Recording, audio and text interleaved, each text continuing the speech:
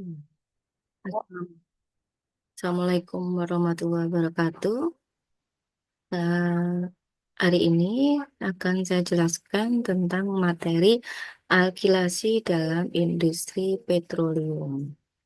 Ya, eh, di sini kita akan membahas tentang sejarah alkilasi di industri petroleum, kemudian mekanisme reaksi dari katalis, kemudian alkilasi dengan katalis HF, dan alkilasi dengan katalis asam sulfat. Industri petroleum, alkilasi itu merupakan proses reaksi antara light isoparafin, jadi umumnya adalah isobutan, dengan olefin C3 dan C4 untuk menghasilkan which isoparafin atau alkilat sebagai komponen beroktan tinggi untuk campuran gasolin. Kandungan alkilat adalah 2,24 trimetilpentana yang didefinisikan sebagai 100 pada skala oktan. Isobutan dan olefin C3C4 merupakan produk samping dari FCC dan proses konversi katalitik dan termal lainnya di kilang. Jadi ini ada alurnya, jadi feed atau umpan yang kemudian masuk ke gas plant ya. Di sini ada proses, ada kemudian olefin C4, jadi proses alkilasi menghasilkan alkilat, kemudian ada gasolin pool dan di sini menghasilkan gasolinnya. Kemudian di sini pada tahun 1932 alkilasi ditemukan secara independen oleh UOP, Shell, Anglo Iran Oil Company, dan Texaco. Jerman Pine menceritakan kisah penemuan UOP tentang alkilasi etilen oleh Pentana pada tahun 1932. Pada saat itu, universitas-universitas terkemuka mengajarkan bahwa isoparafin bersifat inert kecuali pada suhu dan tekanan tinggi. Setelah menemukan anomali dalam uji berbasis olefin, setelah ekstraksi H2SO4, Pine dan mentornya VI Pativ berhipotesis bahwa parafin mungkin tidak inert terhadap asam. Mereka menguji hipotesis tersebut dengan menggelembungkan etilen menjadi pentana dingin di atas AlCl3. Mereka mendapati bahwa semua etilen diubah menjadi hidrokarbon jenuh. Selama beberapa tahun berikutnya, mereka menguji AlCl3, HCl, H2, SO4, HF, HF, BF3 sebagai katalis alkilasi. Reaksi alkilasi dikatalisis oleh asam cair dan padat. Alkilasi HF dan alkilasi asam sulfat adalah proses alkilasi bahan bakar motor komersial yang paling banyak dilakukan. Dalam beberapa tahun terakhir, upaya pengembangan yang besar telah dilakukan pada katalis asam padat dan proses yang mengurangi bahaya yang terkait dengan HF dan H2SO4. Beberapa dari proses ini telah ditawarkan secara komersial, namun belum dimanfaatkan karena tingginya kebutuhan isobutan daur ulang dan tingginya biaya modal yang terkait dengan regenerasi katalis. Gelombang baru katalis cair ionik saat ini mendekati komersialisasi.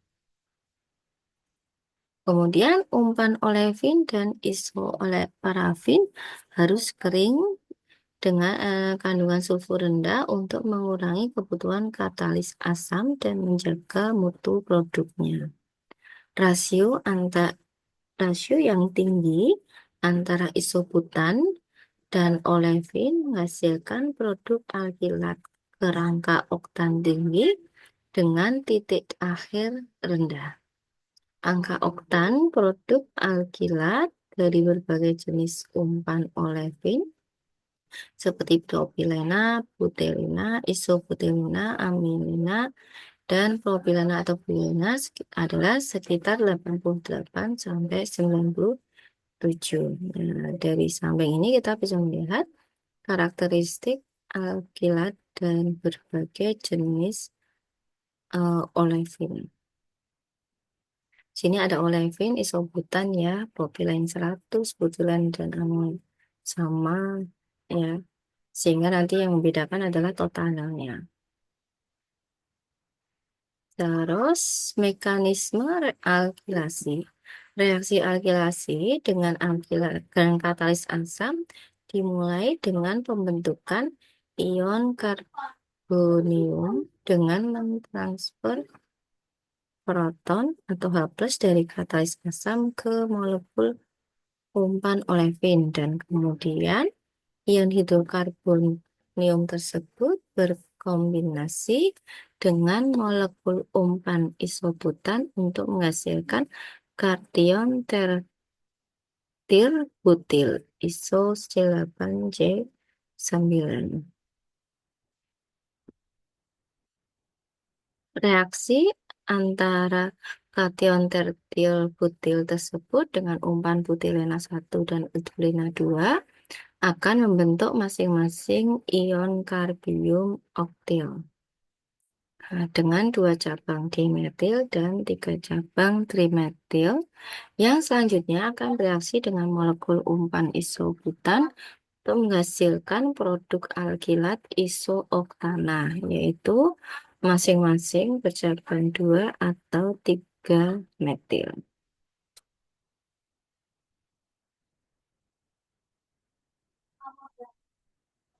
Dengan isomerisasi umpan butilena 1 menjadi butilena 2, kemudian berkombinasi dengan umpan isobutan akan maka produk alkilasi akan menghasilkan isooktan bercabang 3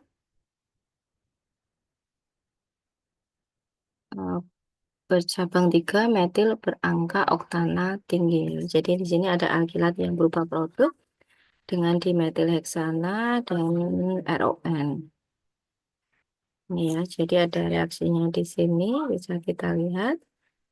Kemudian salah satu reaksi penting dalam proses alkilasi propilena adalah terbentuknya isobutelena dari hasil kombinasi kedua molekul umpan propilena dan isobutan dan berkombinasi molekul isobutelena tersebut dengan umpan isobutan akan menghasilkan produk isooktana bercabang 3 metil. Isobutilena tersebut terbentuk dengan timbulnya transfer hidrogen dari isobutana ke propilena. Reaksi alkilasi yaitu eksotermis dengan pelepasan panas reaksi sekitar 124.000 sampai 140.000 BTU per barel isobutan bereaksi. Nah, kemudian di sini ada diagram proses alkilasi. Jadi ada isobutan dan olefin yang kini masuk dalam umpan ya ke dalam reaktor ditambahkan dengan isobutan recycle ya yang mendapatkan prosesnya dari fluksparasi ini reaktor. Kemudian dari produk reaksinya dikirim ke asid shelter di mana asam berada didaur ulang kembali ke reaktor. Produk kemudian dipisahkan menjadi gas LPG propana dan butana serta produk alkilat yang diinginkan. Jadi ini reaktor masih ke acid shelter ini dengan asid katalis dimasukkan reaktor lagi, sebagian kemudian ada yang menjadi produk sparasi, hasil air awas dari hasil sparasi isobutan di recycle, kemudian produk akhirnya adalah LPG propana, N-butana, dan alkyl latte.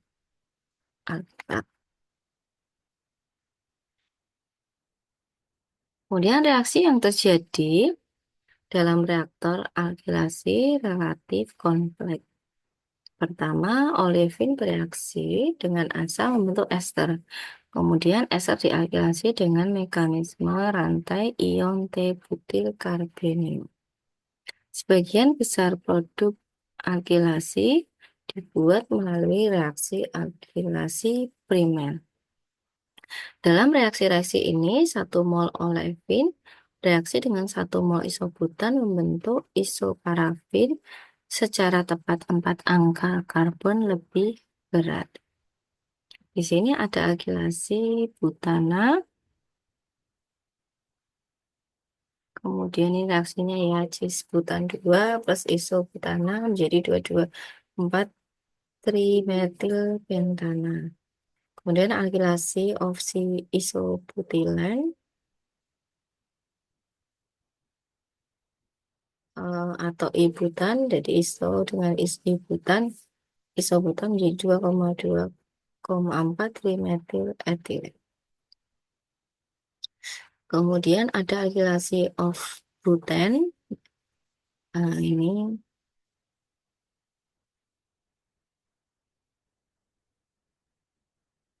jadi ini buten dengan isobuten menjadi 2,3 dimetil heksan. Nah, ini juga sama, propilen dan isobuten menjadi 2,3 dimetil pentan. Ini ada alkilasi of 2 metil buten, ya. Reaksi alkilasi kompleks keseimbangan alkilat dan sejumlah kecil produk samping yang tidak diinginkan polimer dibentuk oleh reaksi yang lebih kompleks dari zat antara ionik. Biasanya ada hidrat transfer, propylen mixed sample, ya. Jadi ada formasi dari propylen ion. Kemudian polimerisasi isobutilen, contohnya ini bisa di raca olnya 2 I C48 dan I C4H10 jadi C1226.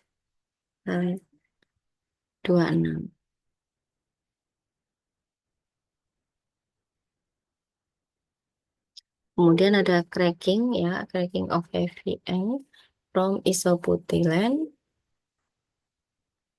Kemudian kompetisi isopentan alkilasi. Yang ketiga adalah konjug polimerisasi, ya. Ini masing-masing ada reaksinya tersendiri.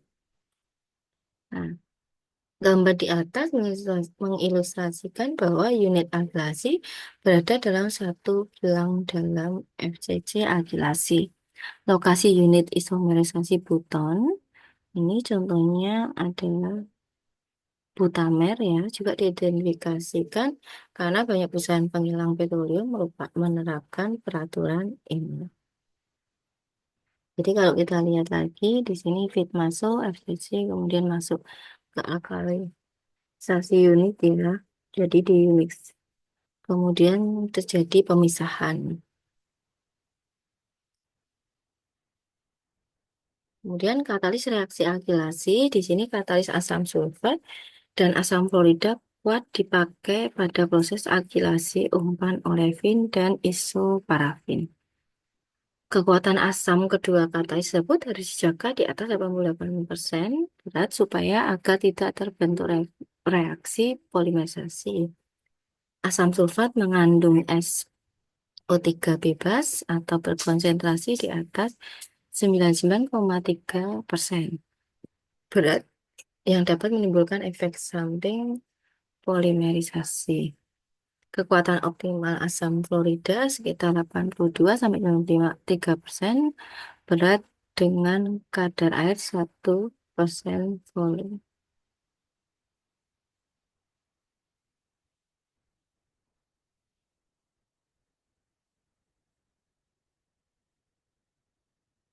Kemudian rasio antara katalis asam dan umpan hidrokarbon dapat mengontrol derajat kontak antara katalis dan hidrokarbon. Rasio rendah akan menghasilkan produk alkilat berangka oktanar rendah dengan titik-titik akhir, sedangkan kelebihan katalis asam dalam reaktor akan terjadi pada rasio tinggi. Berdasarkan hasil penelitian pada kondisi proses alkilasi tertentu, dapat diperoleh rasio optimal antara katalis dan hidrokarbon umpan.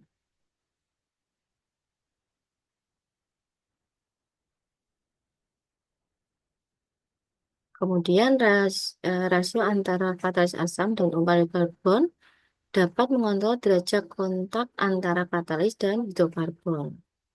Rasio rendah akan dihasilkan produk alkilat berangka oktana rendah dengan titik didih akhir tinggi, sedangkan kelebihan katalis asam dalam reaktor akan terjadi rasio tinggi.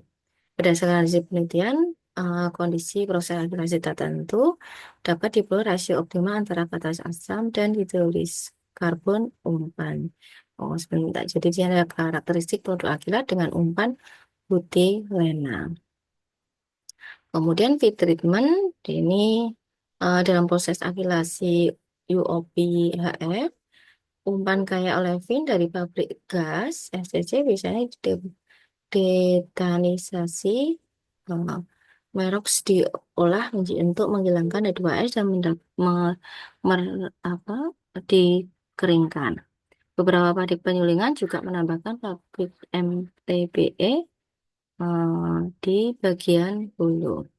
Jadi di sini ada UOPHF alkilasi, olefin, saturate, dan recycle ini sebagai umpan masuk ke reaktor. Kemudian ada cooling waternya.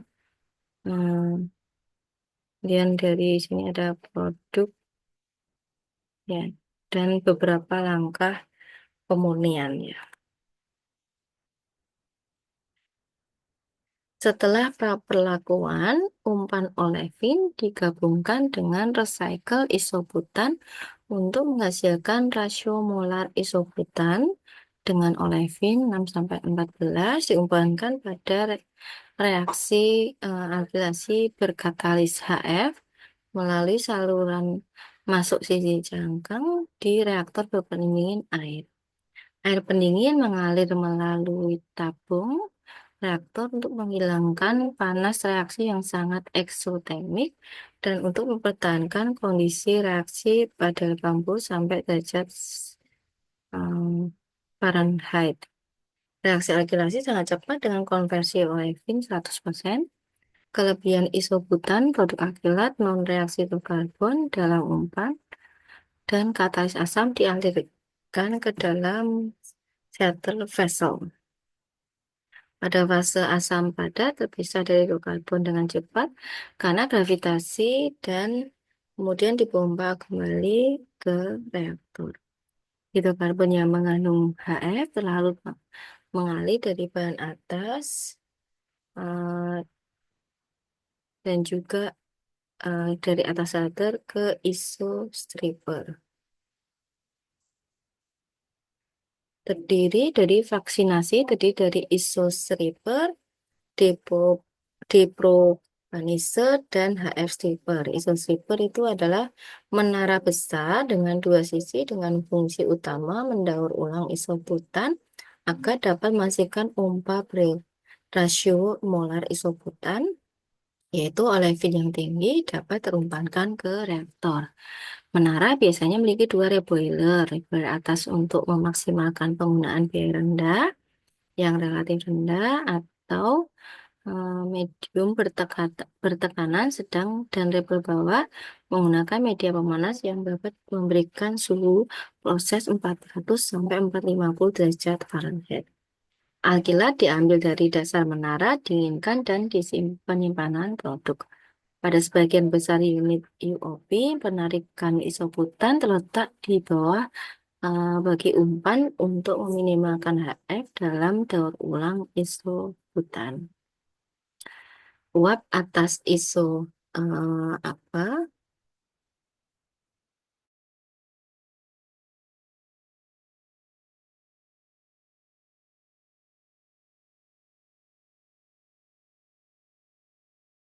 Uap atas isoslipper uh, adalah aliran isobutan yang diperkaya propana dan HF yang dikondensasikan dan dipisahkan ke dalam drum pengendap.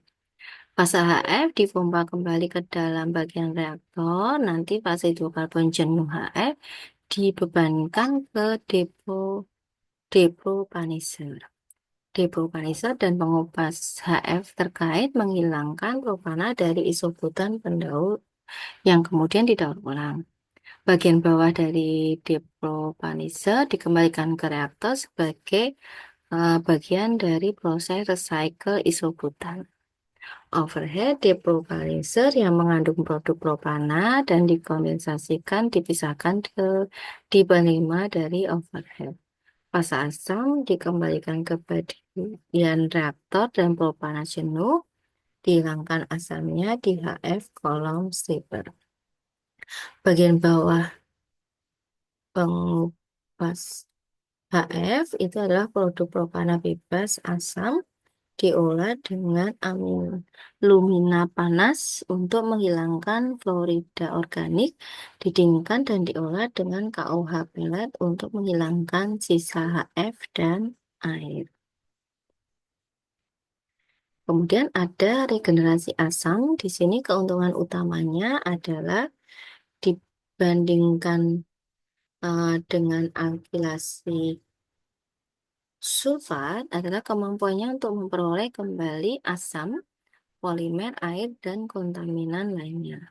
Dalam alkilasi HF, proses UOP, aliran kecil asam yang bersirkulasi dihilangkan dengan isobutan super panas menggunakan menara Monel kecil yang disebut asid regenerator. Overhead regenerator adalah HF dan isobutan yang didaur ulang ke reaktor. Bagian bawah regenerator adalah polimer azeotrof HF air yang dinetralkan dalam larutan KOH. Untuk regenerasi KOH sendiri, proses UV meminimalkan biaya bahan kimia dengan meregenerasi KOA yang digunakan. Regenerasi KOH ini dilakukan dengan menggunakan kapur. Saat kapur dicampur dalam KOH, regenerasi KOH terjadi oleh reaksi di bawah ini. 2KF plus CaOH 2 kali menjadi 2KOH plus CaF2. Kalsium fluorida membentuk endapan dan dapat dengan mudah dipisahkan dari KOH yang terregenerasi. Variabel proses alkilasi HF yang jadi variabel kuncinya adalah suhu reaktor, rasio molar isobutan terhadap olefin, kekuatan asam, dan rasio volume asam terhadap hidrokarbon.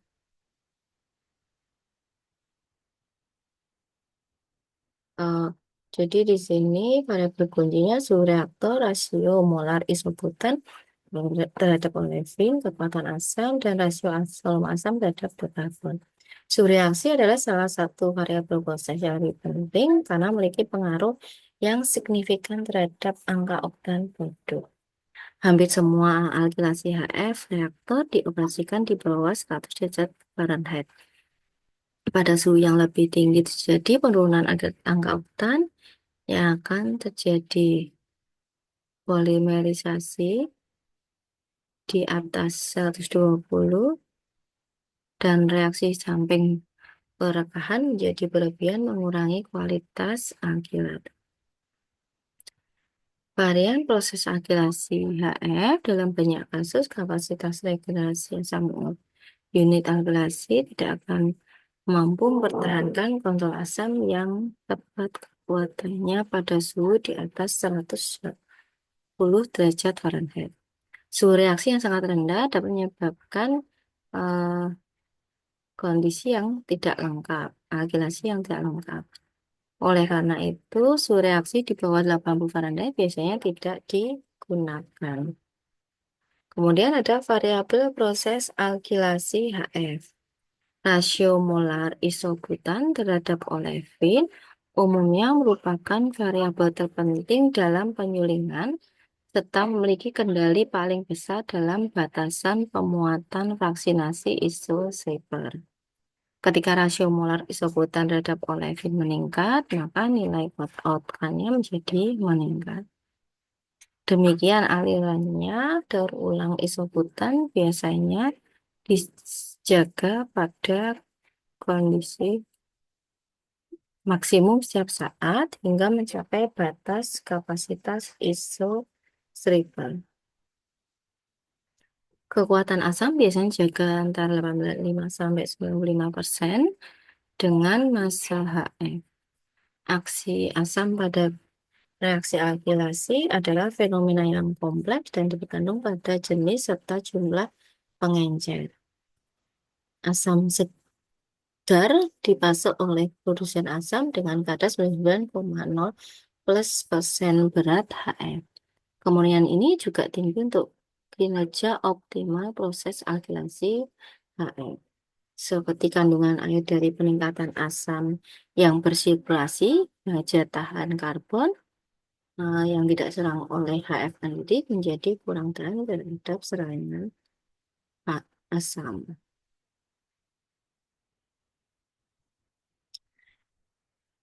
Kemudian rasio volume asam terhadap hidrokarbon yang digunakan dalam reaktor proses COP adalah umumnya sekitar 1:1. Pada titik tertentu di bawah 0,8 sampai 1 nanti akan terjadi polimerasi berlebih. Dalam kasus-kasus yang paling ekstrim, produksi alkilat dapat diterima.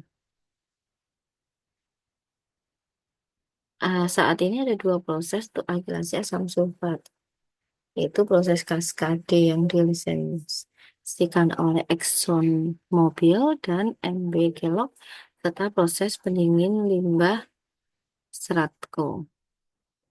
Nah, ini ada dapur refrigeran ya, dan yang lain. Jadi nanti ini bisa dibaca. Nah, terima kasih. Wassalamualaikum warahmatullahi wabarakatuh.